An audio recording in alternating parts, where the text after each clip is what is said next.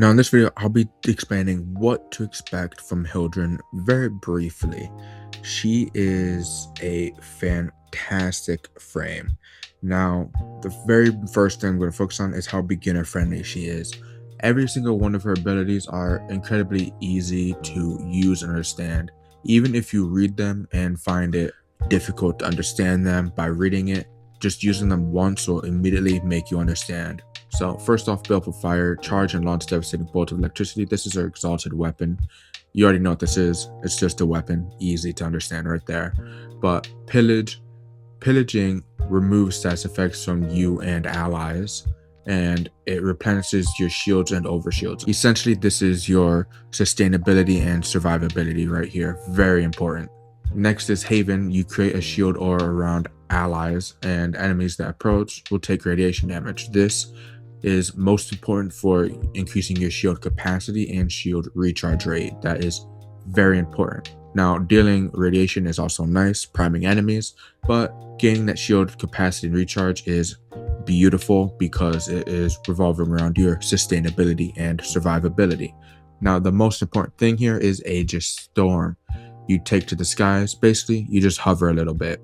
So hovering and moving around, you can blast enemies in the air, and while they're in the air, they generate energy orbs. These energy orbs are your shields. Now, when you get those energy orbs, you replenish your shields, and naturally, while you're in the air, you can fuck up the enemies. If you get the Aegis Gale augment mod, you have an alt fire. This alt fire will do insane amounts of damage. Now, idealistically, your gameplay loop will go something like this in a mission. You would cast Haven to increase your shield recharge rate and capacity, cast Pillage to armor and shield strip enemies while increasing your shields again, then cast your 4 to then use your alt fire to just start dealing heavy amounts of damage to these enemies. Now, of course, this requires a couple things. The main thing it requires is obviously the augment mod for your Aegis Storm, Aegis Gale. You would need Aegis Gale to be doing all that damage. The next thing it would require is heavy investment in Baleful Charger. You would need to fully max this out. Mine isn't even close. I'm doing puny amounts of damage compared to what I should be doing with a Hildryn because I do not have the forma to deck her out the way she deserves. So because of that, she is just simply not doing as much as she could. Now, my normal Hildryn is the same thing. I'm using primed redirection, but I don't even have it maxed, meaning I don't have as much energy technically as I should have. Now, of course, this also proves that even without a min-maxed build, she is incredibly amazing, even in Steel Path.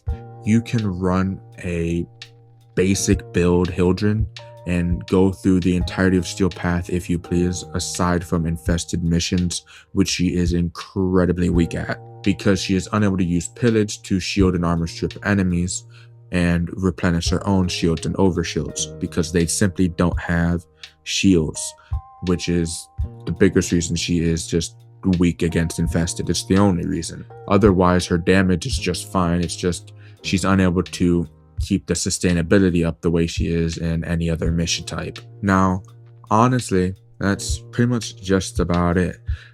What you should expect from her is to be pretty weak in infested missions, but to pretty much shred in everything else. In my opinion, I think her gameplay loop is pretty satisfying. It's easy to understand, quick to follow. You just have to cast your 3 Haven to increase your shield capacity and recharge rate, then cast Pillage twice to full strip armor and shields on the enemies and to increase your own shields whenever needed, and then cast 4 to use the alt fire whenever you need to just deal insane damage on the enemies you want to kill. She is an incredibly simple frame, and that makes her pretty beginner friendly with high damage potential, armor and shield stripping, and insane survivability.